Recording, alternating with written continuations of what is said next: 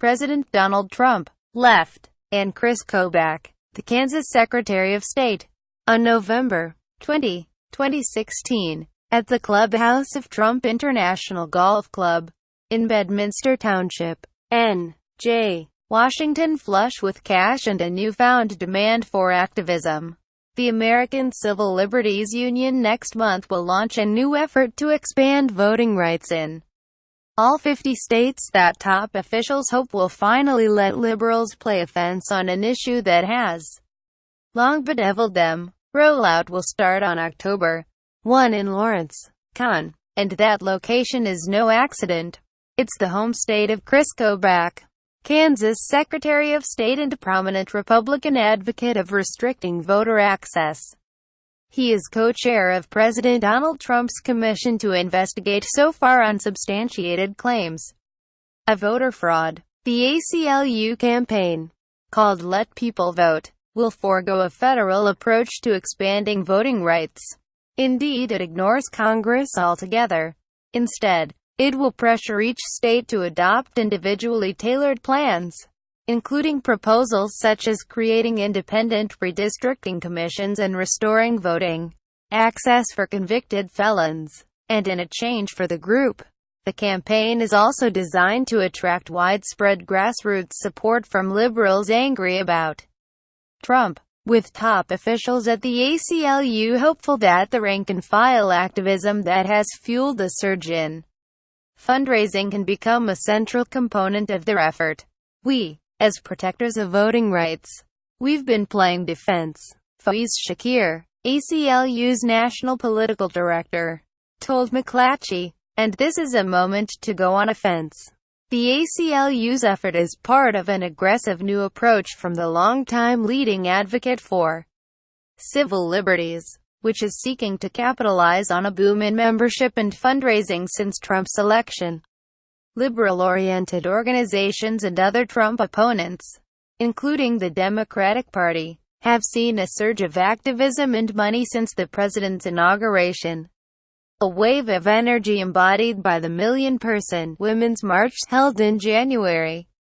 Since the election, the ACLU has quadrupled its membership from 400,000 to 1.6 million members, according to a spokesman. It's also raised $83 million online since, compared to the $3 million and $5 million it collects normally. A spokesman said it raised $32 million alone in the 3 days after Trump announced a ban from some Muslim-dominant countries. The group has used that cash influx to bolster its litigation teams and state chapters, some of which had previously been unable to fill key positions. But an organization known traditionally for its presence in the courtroom has also invested heavily in grassroots advocacy, including hiring a national field director. Shakir, a one-time aide to former Democratic Senate Majority Leader Harry Reid, who began as political director in January, said many of the group's members were demanding the organization do more to fight back against the president. The ACLU, he said, has responded with campaigns like this one. I've been hired to make the ACLU a politically powerful organization, Shakir said, and I'm going to try to deploy every asset we have to do it. The ACLU's push includes a different campaign for every state. In Florida, for instance, the group is backing a constitutional amendment that would allow convicted felons to vote. In Ohio, it wants to help some of those people in jail register and vote. Blue states are also targets.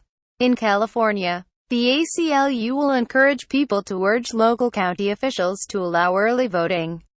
Shakir said focusing on states instead of the federal government reflects reality that a Republican-controlled Congress is unlikely to be receptive to many of the group's arguments. The fights are local, so those are the battles we're fighting, he said. Trump created the Presidential Advisory Commission on Election Integrity in May, after repeatedly saying without evidence that he believed 3 million to 5 million people might have illegally voted in the last election. He lost the popular vote to Hillary Clinton by about 3 million votes. Liberals and Democrats worry that Republicans will use the commission to argue that voter access should be restricted, a step GOP officials say is necessary to prevent voter fraud. At the state level, Democrats for years have opposed Republican-led efforts to reduce voter access for years. Fights they've often lost. But Shakir says now is the time to flip the script.